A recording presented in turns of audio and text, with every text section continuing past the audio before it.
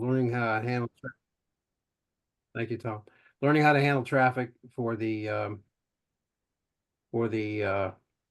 section for people that are not familiar with traffic handling, or to get you more familiar with traffic handling, or to just for an update. Either way, Dave, our section traffic manager, Dave Shepard, lives in Florida. Will actually be running the presentation. We taped the last one. We're taping this one. We haven't decided yet how to disseminate this, but somehow we'll make it available to everybody. A couple of things. There were 4 or 5 people who were out of the section that are taking this class, or Northern New Jersey residents, Hunterdon County, Middlesex County. No problem taking the class. However, that doesn't help out the section much. So you folks need to contact your section traffic manager, who is K2 MTG, I believe, is up in Northern Jersey, and work with him and give him anything you get from this class that can help you out, or if he needs anything done, you'd have to go through him, not Dave. We are recording this. If that's a problem for some people, then you can just leave the meeting, no problem. Just want to mention that it is being recorded. One other thing we didn't mention last week, when we talked about appointments that Dave can make, or I can make, as far as traffic handling, that any appointments made by me or in the organization you have to be an ARRL member, just so you know that. It's not just, hey, I want to be a traffic handler. Well, you have to join the league first, because this is all league-based type stuff. NTS is sponsored by the league, and so on and so forth. So it's all volunteer, but we get paid a lot of money, all volunteer, but nevertheless, you have to be a member. All right, with that, I think video is optional. If you want to shut off your cameras during the presentation, it's not a problem. Whatever you want to do is up to you.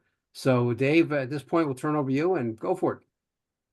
All right, good evening, everybody. I hope everybody got through the storms reasonably well here in the last 48 hours or so. It's kind of funny that you guys are getting the weather and I'm not. I'm supposed to be getting all that weather this time of year. All right, let me get pulled up here and we'll get going.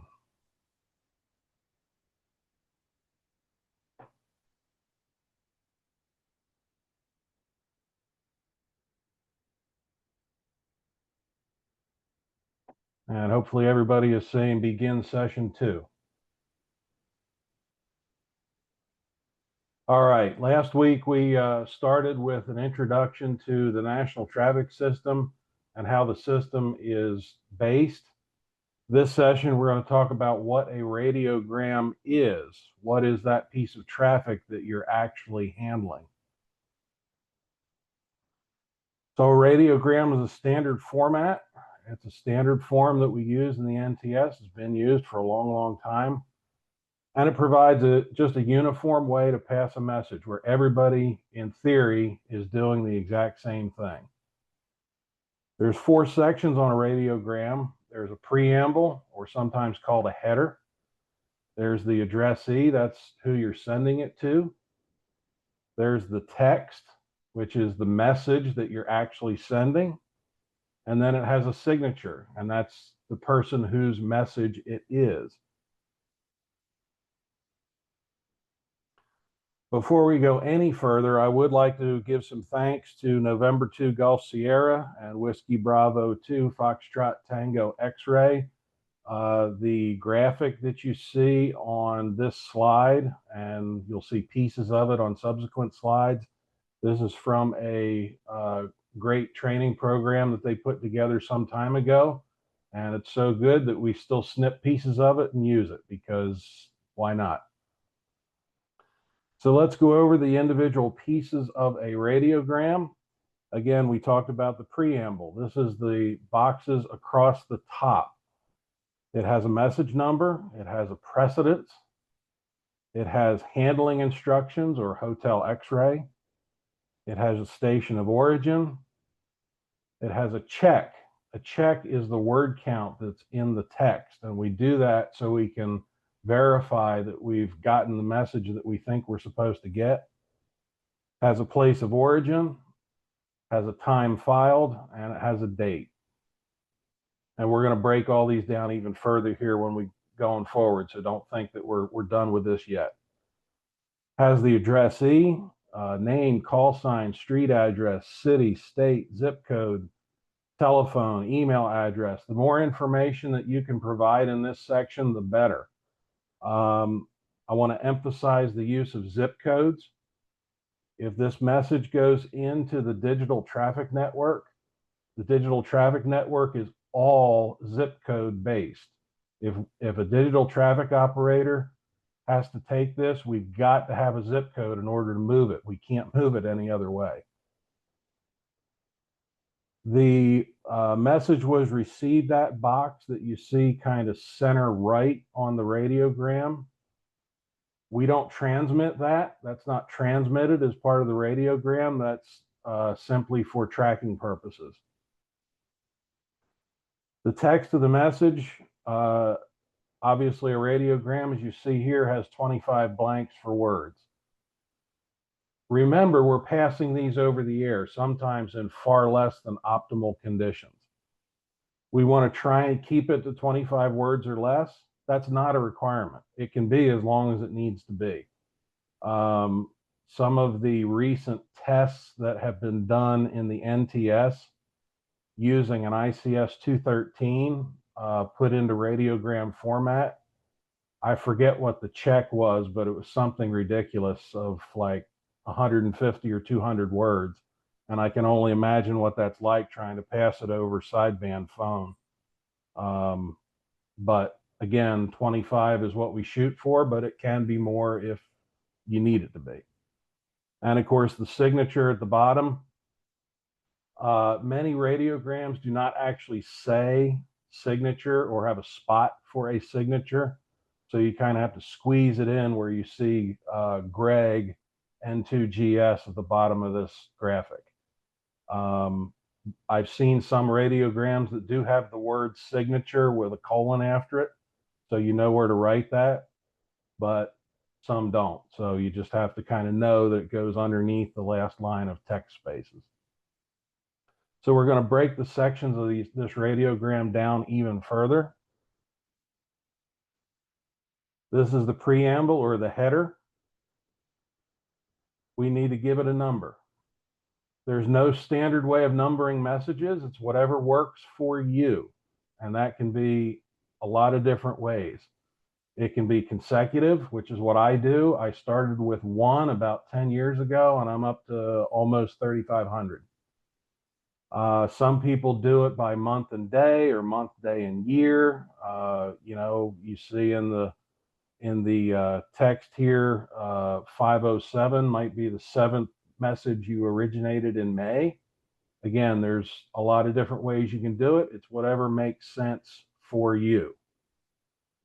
The only rules are no leading zeros, and it must be completely numeric. You can't use letters. It has to be a number.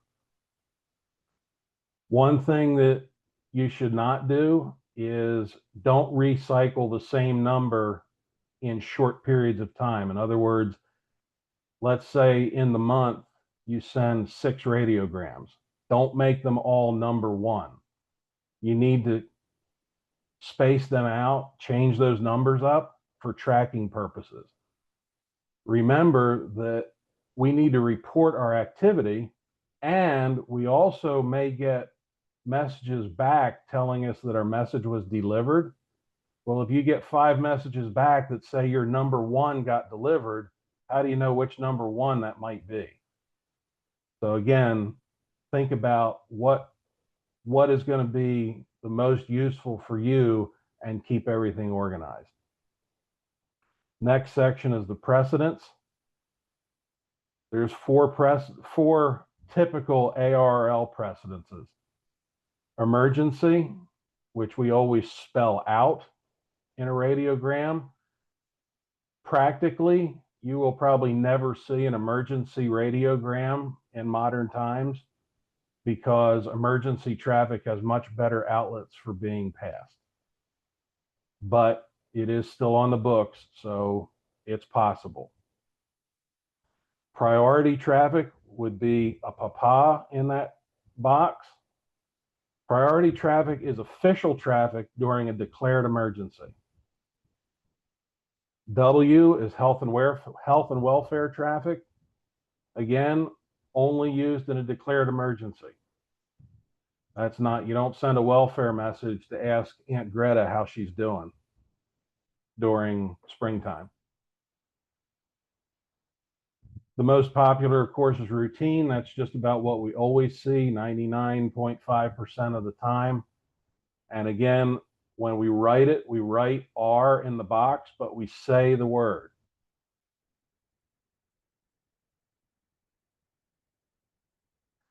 Handling instructions. This tells a receiving station what they should do with the message, or if there's any special instructions that might come with the message. As you can see, there's quite a list here. And we would transmit this as what you see in the box there would be Hotel X-Ray Charlie. Alpha and Bravo really aren't used in modern times. They have to do with collect calls. Of course, there's not really such a thing as a collect call much anymore. Hotel X-Ray Charlie is probably the most common you will see. This asks that a return message be sent back to the originating station of whether the message was delivered or not. Think of it as when you send an email and you ask for a read receipt. If you get a radiogram with a Hotel X-Ray Charlie, they're asking for a read receipt, or in this case, a delivery receipt. Delta is often used for testing purposes. You don't see that very often. Hotel X-Ray Echo is somewhat common. Hotel X-Ray Echo means that when you deliver that radiogram to somebody, you're supposed to get a reply from them and send it back to the originating station. Hotel X-Ray Foxtrot, you'll see there's a blank in this description. A number would be filled in there. And it's ironic that the example is Hotel X-Ray Foxtrot 14, since today's the 14th. This is often used on radiograms wishing someone a happy birthday. Someone will send out a radiogram early with a Hotel X-Ray with a date on it, and you're to hold that until that date and try and deliver it on that date. Again, people do that with birthday greetings quite a bit, so it gets delivered on the right day. Hotel X-Ray Golf is kind of popular, although sort of maybe doesn't apply much either, because it has to do with basically not needing to spend money to deliver the radiogram. But again, that isn't really a thing these days. Essentially, it means that if you can't reach the recipient by a simple phone call or email, basically cancel the message and let the originating station know that that's what happened. The last three on this list are very new. They're new handling instructions that the NTS 2.0 committee has developed. Hotel X-Ray India means that what you have in this radiogram should be handled in ICS 213 format. In other words, you will need to unpack what's in this radiogram and pack it into an ICS 213 to deliver it. Hotel X-Ray Romeo, I have not actually heard a good definition of this. I was a little sort of confused. I believe that this also has to do with handling official type traffic, because it's confirm actual receipt by the addressee. In other words, what I believe this instruction is asking is that that message actually got put into the hands of the recipient. And again, I can imagine that being something along the lines of an ICS 213. Hotel X-Ray Tango is another similar to Hotel X-Ray Delta. It's for message testing purposes.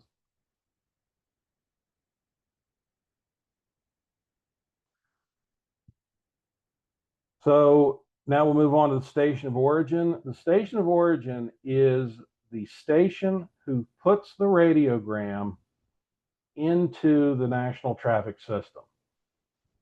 It is not necessarily the person who wrote the message. In other words, it's not necessarily that station's message. It is possible that as an amateur, someone off the street could walk up to you and say, I want you to send a radiogram for me. So you would put your call sign in this box, but the message and signature would be the person who walked up to you.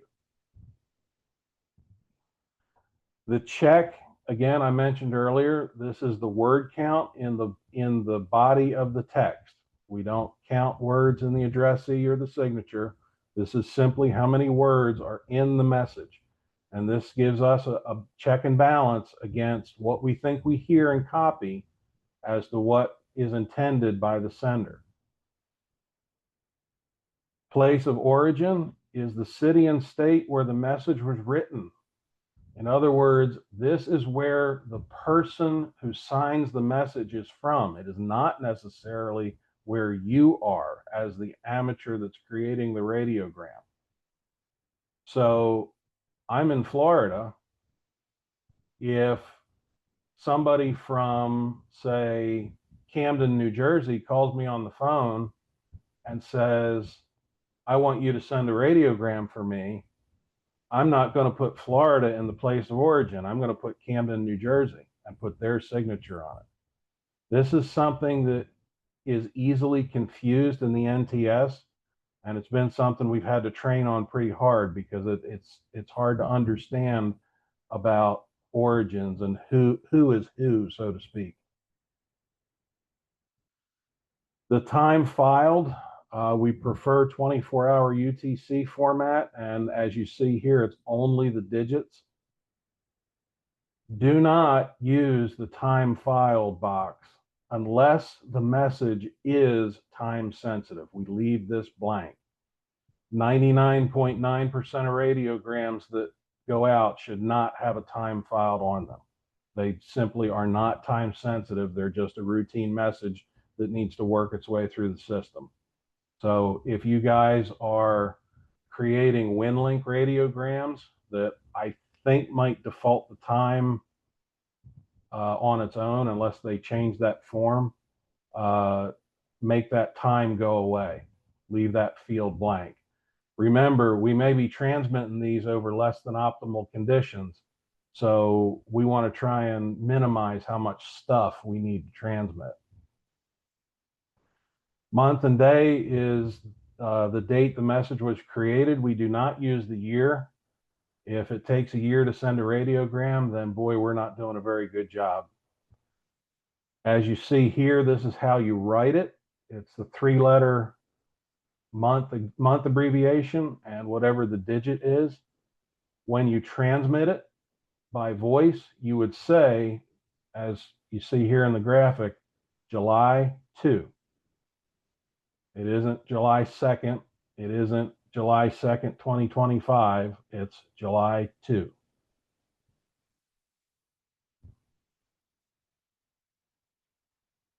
This is a pretty simple address. Again, as I mentioned in the slide a couple back, we want as much information here as we possibly can get. Full name, call sign if they have one, street, city, state, zip code is incredibly important, phone number and email. I will tell you, I hate to say this, but I will tell you that radiograms that don't have a phone number on them, unfortunately, often go undelivered. I don't know why, but trying to get traffic handlers to deliver a radiogram, final delivery, I mean, by email is very difficult. So if you send this and only have an email address on it, again, I hate to say it, but it's going to be a 50-50 shot whether it makes it or not. I don't know what the reluctance is to email a radiogram to the final recipient, but it's the way it is. Telephone number and email, obviously make sure you double check that. And again, that box off to the right is simply for tracking purposes.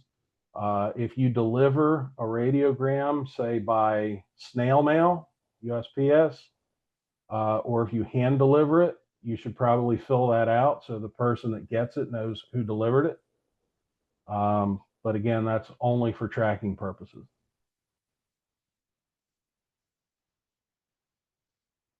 Here's the text. This is the meat and potatoes of the message. This is what you're actually trying to say to the recipient. Again, we shoot for 25 words or less. It can be more if it needs to be, but again, we're shooting for brevity. We don't know what kind of conditions we may have to transmit these under, so keep it concise. 5 words per line. We use either the letter X or X-ray for a change in subject. We use the word query for a question mark. There is no punctuation in a radiogram. We don't use punctuation.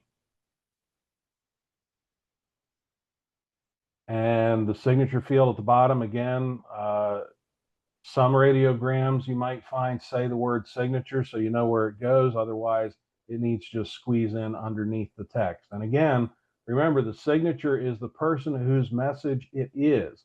If you're preparing this radiogram for someone else, it will be their signature, not yours.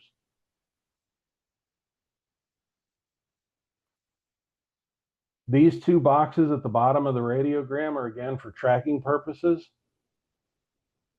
You should write down the call sign and date and time where you received the radiogram from. I don't always write the time on mine. Sometimes I'll just write the abbreviation of the net, because oftentimes the time isn't quite as critical, but it certainly might need to know what net you picked it up off of. Same thing on the sent.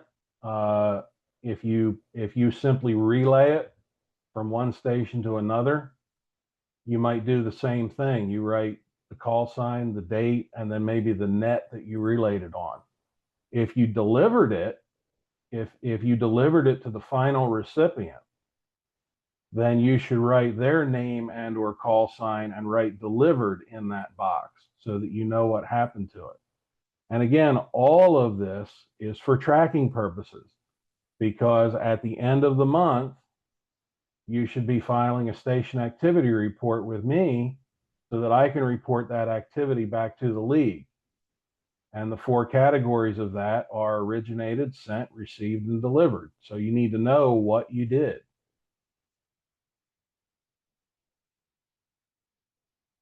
So here's some tips. We've already touched on a couple of these. We want to be as concise and brief as possible in our text. We want to try and use ARRL numbered text, and there's a website in this slide deck. Just a reminder, this slide deck will be made available after this session is over.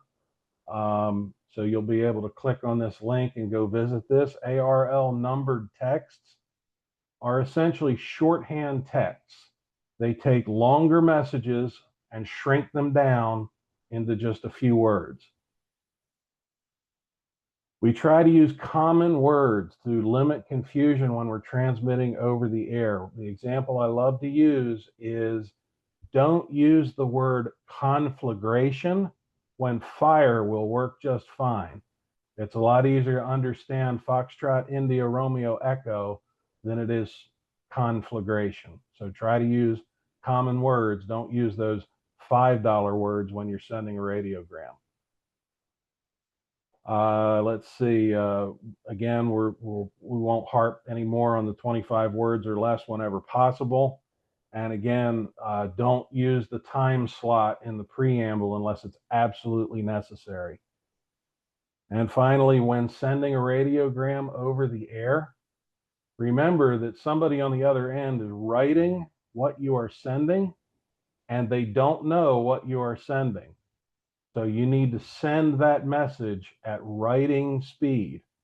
And think about that. Even saying the word writing, how long do you think it takes someone to actually write the word writing? Probably 3 or 4 seconds. So that's a pretty long pause. So be thinking about slowing things down and giving plenty of space, several seconds between words, so that you can copy those words down.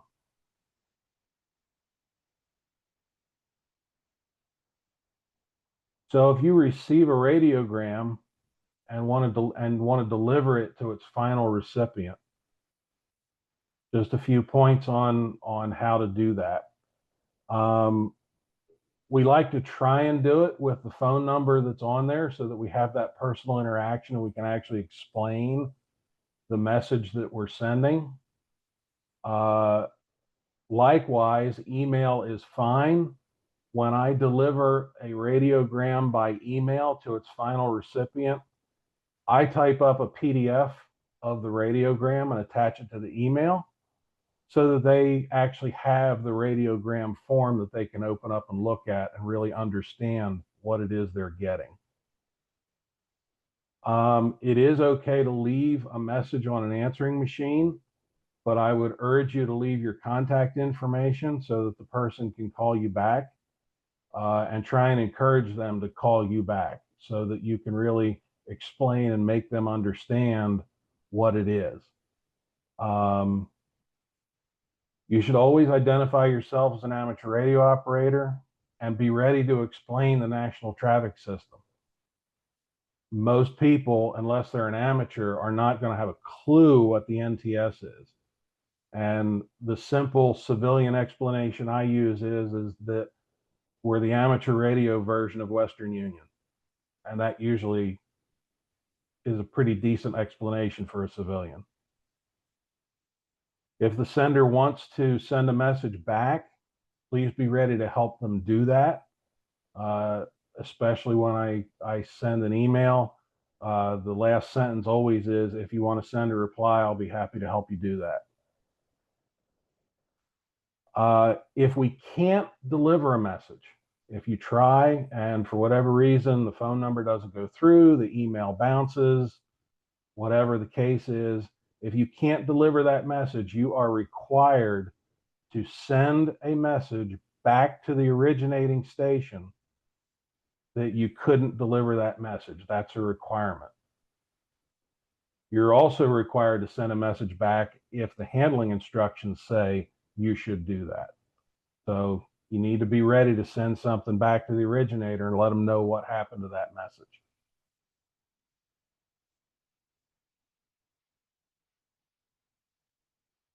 We talked about tracking. Again, we want to keep track of everything that we do, every message we handle, what did we do with it? And at the end of the month, you want to tally all that stuff up and you want to send me, hopefully by radiogram, a summary of what you did: originating, sending, receiving, delivering. You should keep some kind of log sheet for doing that. I have an Excel spreadsheet that I keep track of my stuff in. Most people, if you're only handling 10 or 12 messages a month, probably don't need a spreadsheet. You might be able to do it on a sheet of paper.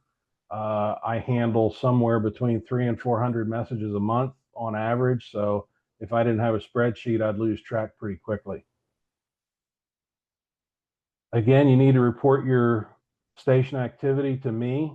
Any of you that follow the ARRL Southern New Jersey section email reflector on groups.io, back at the end of August, I posted a message about doing this, and I believe I also attached a station activity report radiogram template.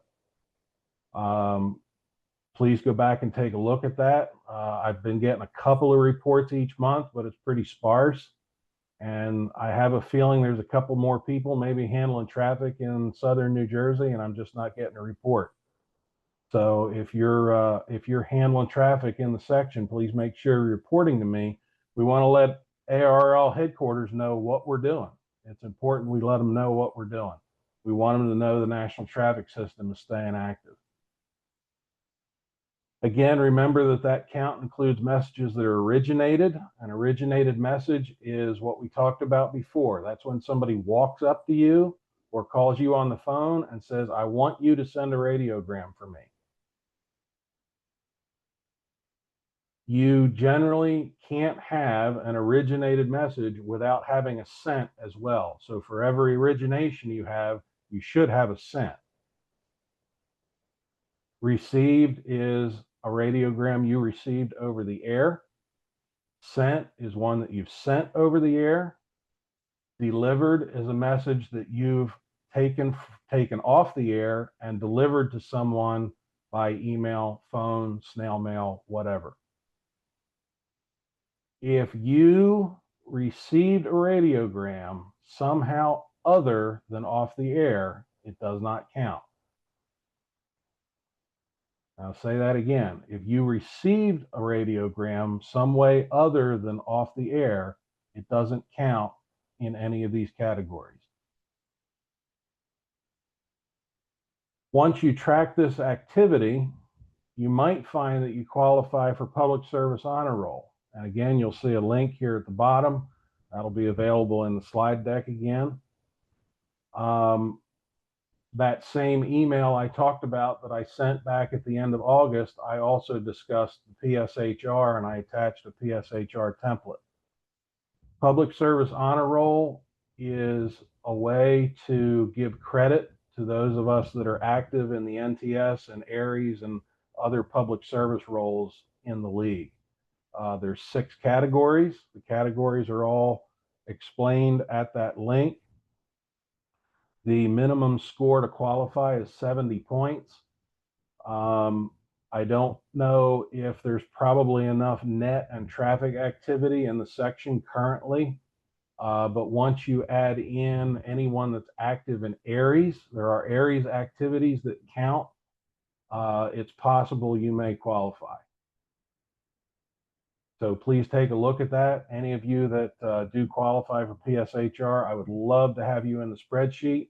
And remember, you get your call sign printed in QST magazine when you qualify.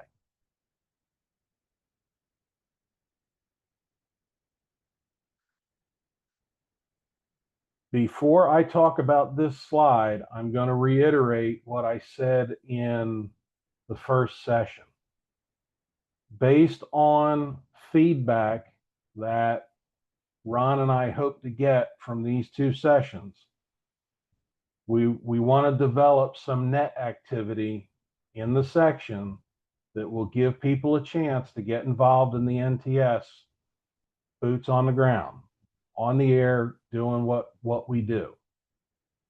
Obviously, right now, we're not there yet. We've got a ways to go before we get that going. But that's our goal. We're going to make that happen eventually. In the meantime, I would encourage any of you that have any interest in getting involved in the National Traffic System to please see about joining the NTS Virtual Training Net. This is a weekly virtual Zoom-based training net. There's experienced traffic handlers that run the VNTN that deliberately are there to Elmer and help. The way this runs is it acts as if you were on the air in a real traffic net, but it's all Zoom based. It's only online. Now, the great thing is that if you decide to try sending a radiogram, let's say, you want a low stress environment to try and send your first radiogram. There are traffic handlers, there's experienced NTS people on this Zoom session that will take that for you and actually put it into the NTS over the air. So this is a great opportunity for people who have little to no experience to join in and get some experience of what it feels like to be in a traffic net environment without actually being on the air. So I encourage anyone here who has that interest, this is a great first step. And from what I've heard from my colleagues with the NTS 2.0 group that is running this thing has been pretty darn successful. So please think about doing that. and start to get some of that experience. And hopefully we'll have some, you know, at least partly trained traffic handlers once we get some real net activity going in the section. So be thinking about that and maybe be willing to jump in there and join the VNTN. And again, this will be available in the slide deck once we get it sent out. We're at 35 after the hour and we're getting fairly close to the end already. So here's some resources. Of course, as Ron mentioned, the NTS is an arm of the league. If you just want to join a net and pass traffic, you don't need to be a league member, although obviously I encourage you to do so. If you want to be any of the appointed positions that we talked about in the last session, a net manager, an official relay station, section traffic manager, those appointments, you need to be a league member. So if you want to move up in the NTS, that's when you need to be, definitely need to be a league member. National Traffic System, of course, has its own website at ARRL.org. NTS 2.0 has its own website. What is NTS 2.0? We touched on this real briefly in session 1. NTS 2.0 was formed, I think about 3 or 4 years ago now, as a working group within the league to basically help modernize and reinvigorate the national traffic system. They've done a fantastic job. Some of the biggest and most tenured movers and shakers in the national traffic system are the ones guiding NTS 2.0. And like I said, they've done a fantastic job, and really they're only getting started. They had a lot of ground to cover to try and get the NTS back to, you know, where it once was, and we've still got a lot of ground to cover, but we're getting there. The National Traffic System letter. This is a monthly newsletter. We do have our own newsletter now. The last one that came out a couple of weeks ago was just packed with information. It was a great issue. Of course, we have a link here that you can go look at them. If you're already a league member, I encourage you to opt in and subscribe to that. Get it in your inbox every month. A lot of great information there.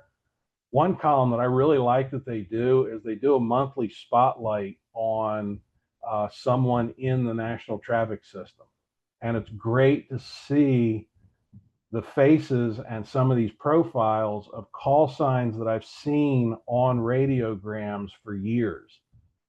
So you start to make those personal connections, and you just kind of start to feel that group a little better.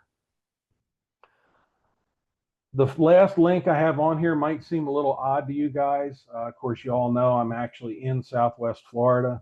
I'm net manager of the Southwest Florida Traffic Net. I put this link on here because we have a lot of training documents on our website. I think I've got 25, 30, 35 documents on there of all different stuff. I encourage you to check out some of that. Obviously, some of it may not necessarily be specific to Southern New Jersey, but there is a lot of just great basic NTS training material there. So you might give that a look and check that out. One thing I don't have on the slide, but I do want to mention to everyone, in about a week to 10 days, anyone who was registered for this training session is going to receive a survey from me. It will only be about 5 or 6 questions. It should only take you 2, 3, 4 minutes to fill out, of basically where you're at with the national traffic system, whether you might be interested, what kind of additional training you might want, things along those lines. That's going to help Ron and I figure out where we need to go from here. What do we want to do? And that feedback is going to be real important because, again, as Ron mentioned in both intros, we've got some work to do. We've got some ground to cover to get the national traffic system really back into the section. But we need to know from you guys, because you're going to be the participants. You're going to be the worker bees. What do we need to do for you to make this happen? And again, that'll be about a week out. I still need to put that together. I haven't started putting that together. I will try and do it this weekend so we can get it out the first part of next week. It might be a little bit later than that, but again, please watch your inbox. Please fill that out and please get that back to me. And believe it or not, at 41 after the hour, that's where we're at. So I'm going to guess that there's probably going to be even more Q&A this time than last time. I know we threw a lot of new information at you guys, and we certainly don't expect you to be expert traffic handlers already, but I'd like to answer some questions, and I already see one. Alpha Delta 2 Charlie Delta, go ahead. Hi, Dave. Thank you for the presentation. It's very helpful. First question, I have three, but the first one would be that NTS Virtual Training Net. Is that link to what time they're on and the days they're available? When you go to the link on the NTS2 website, when you go to that link that's in the presentation, it has all of the Zoom information there. Okay. The other one was you said we may not have as much traffic as you, obviously, but would you have a sample of a spreadsheet that what information we need to put on the spreadsheet? I will, hang on a second.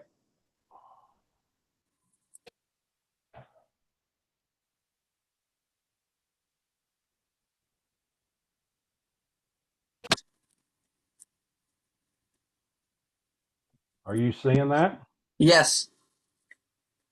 I will run through this real quick, and some of this you won't understand, but some of it will apply. So the day is simply the date. Originated is, obviously these four categories are the ones we talked about: originated, received, sent, delivered. This is the total for the day. And then I also track my net activity, because the net activity counts towards your public service honor roll. So every time there's a yes, that counts down at the bottom. I track my message number. You may recall I said I keep a sequential message number for when I'm originating traffic. So you can see, what day I originated what numbers. The stuff to the right of that is way beyond what you guys are going to absorb right now, so I'll stop right there. So then, so day one, are you doing this like as a monthly? Oh yeah, I see net monthly activity sheet. Okay. Correct. The other thing is when you have a message number, like you do a lot of numbers, obviously you're in the thousands there. So is it a recommendation at the end of the year to start cycling over again? That's purely up to you. I've kept a consecutive count since I started handling traffic back in 2016. So that's the number I'm up to. It is purely at your discretion, whatever you feel comfortable with.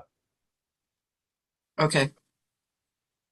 All right, thank you. This is helpful. I mean, there's obviously more than we're going to be putting in at any time, but something to start with, I guess. And the other thing you mentioned about an opt-in, we had a couple different links that you were suggested to opt into one, but I didn't catch which one you were suggesting we opt in. Yep, hang on a second. It was the NTS letter.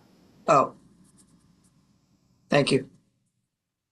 And if you go to I assume I'm guessing you're a league member. If you're a league member and you go to your subscription preferences, NTS letter will be one of the ones you could check and opt into. Okay. All right. Thank you very much. Thanks for your help. You're welcome. Thanks for the questions. Who else has got questions? Dave, Go ahead. I learned when I I send traffic. If you send a word and you write it, you give the person copying enough time.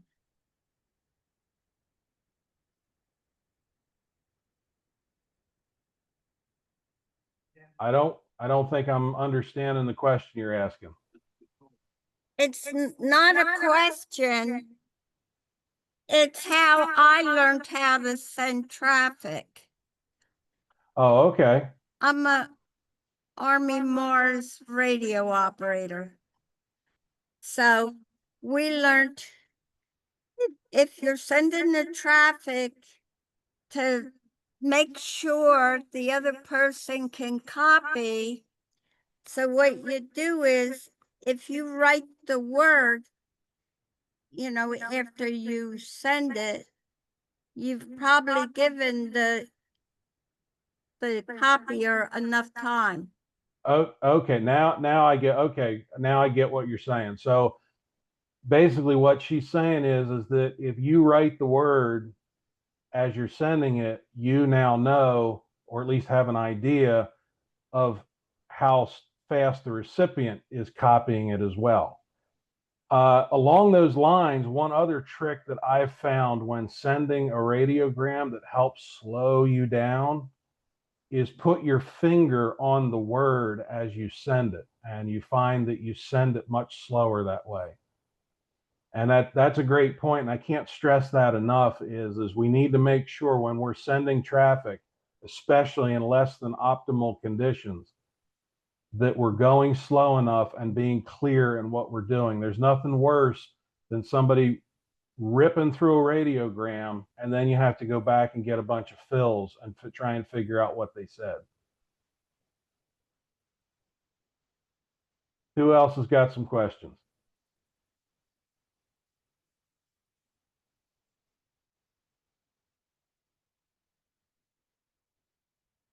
Mies, go ahead. All right. First, yes. As you were doing your presentation, you piqued my curiosity a little bit more. I went over to the ARRL site and just finished my membership. So I signed up for 1 year just to give it a try.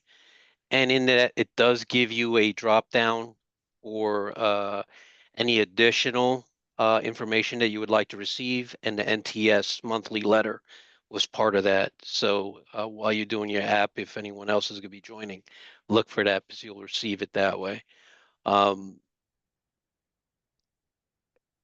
In regards to your slide decks, will those be shared at some point? Yes, we are going to share the slide deck. As Ron mentioned with the video, I'm not quite sure what method will get them out, but within the next week or so, we will do something with both the slide deck and the recordings. Excellent. And then from here, what's the next step? So right now, I want to get this survey out. I want you guys to respond to that survey. I want to see, we have this group here, which we assume is the most likely group that's going to help participate in traffic handling in the section. So now we need to refine that a little bit using this survey. And then Ron and I are going to put our heads together and figure out what we do. So there's going to be a little bit of a delay from here to, 6, 8, 12 weeks down the road, maybe, while we try and compile your responses and figure out what we want to do to go from here. Okay, fair enough. So, Thank you. So like I say, there'll be a little bit of a delay, which is why I really stress you guys trying to get involved with the virtual traffic net, because that's a great way to help build some skills, get some familiarity, and hopefully, as those skills are being built in the background, Ron and I are doing things to make things happen and, maybe come January 1st, we can, actually get some boots on the ground and get something going on the air. Awesome. Thank you so much. Quite frankly, I was very happy to see 50 people sign up for this class. Dave and I think we're pretty much blown away, right, Dave? Oh, absolutely. I was expecting half. I would have been happy with half that. By the way, Miss, if you join the league and if you belong to a local club and you go through the club or renew through the club, they get a cut of what you just spent. So just so you know that for future reference. Awesome. Yes, I do belong to the Gloucester Radio Club. Yeah, but if you joined on your own on the website, they won't get credit for it. They get a cut of it normally if you go through the club So to go renew. through the club. Gotcha. Right, you Okay. got to go through the club because they're an Awesome. affiliated club. You got it. Yeah. Dave, can you All hear right. me, Dave? Whoever that is has got some distorted audio. It's a little hard to understand.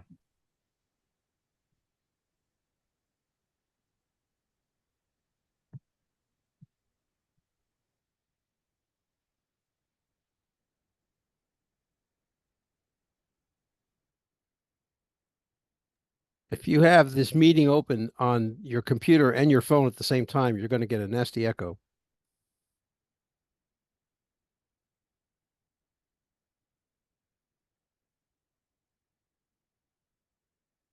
Anybody else got questions while we wait for them to try and get fixed? Any better now? Oh yeah, much better. Okay, I didn't, this is Rick, WC2K. When you deliver a routine message from a non-ham, let's say a family to let's say from a family to a student at a college or something, either health and welfare or a routine message. I'm curious if you blindside the recipient, the last recipient, how do you explain all this so that they can understand what you're doing? You've got this well-organized piece of traffic. Maybe it's been handled through a couple of amateur radio operators. It originated from a non-ham. It's going to a non-ham destination. What do you do to quickly explain to the destination person what it's all about? So that's a great question.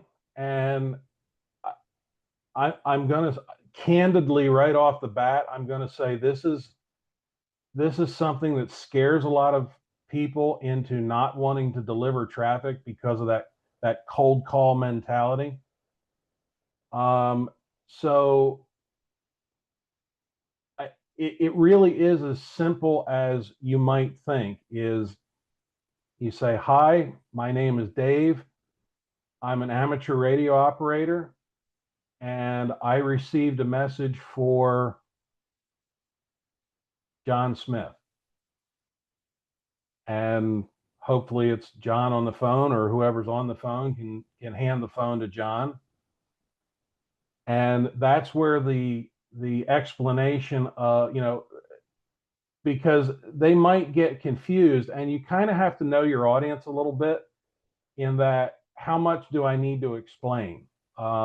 If they clearly are, doubting who you are and what's going on, again, don't be afraid to use the analogy that we're the amateur radio version of Western Union.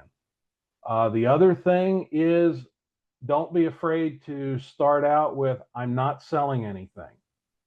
That's a very common phrase that a lot of us here in Southwest Florida have had to use, is, "We're not selling anything. Please don't hang up on me." But it's as simple and as complicated as that. The other thing is, if you obviously you have a signature on the message, sometimes it actually helps to start with the signature, because the person that you're delivering it to might recognize the signature. and they'll go, oh, okay, it's a message from Uncle Bob or whatever. Does that help clarify it for you? Yes, Dave. Yep. That's All great. right. All right, very good. Who else has Thank got you. questions?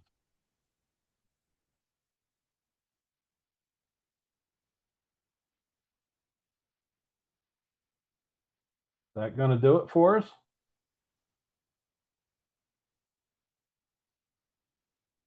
Mies, looks like you got your hand up again. Yeah, I'm perusing through the ARRL site, and I just came across the NTS manual, the 2015.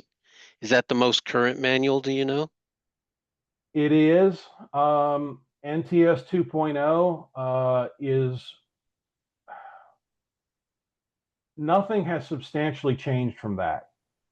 There probably will be a rewrite of that at some point, but I don't know if you've looked at it yet, but that's a massive document. I have it printed out. It's in a 6-inch binder over here.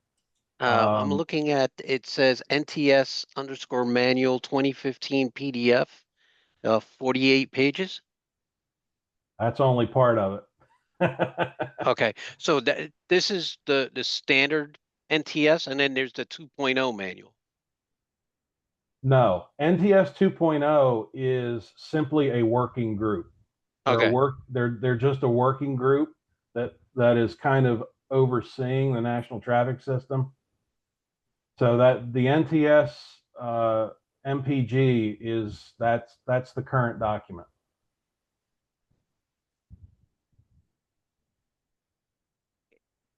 if and when you have a chance and you could look at what I'm seeing on the ARRL website for this manual, if you have an updated version, would you be able to send that via email to me? There isn't one. That's it. Oh, that's it. Okay. Yeah, that's it. Just recently, within the last few weeks, there's just now has begun some discussion about a possible rewrite, but for now, that's it. Okay.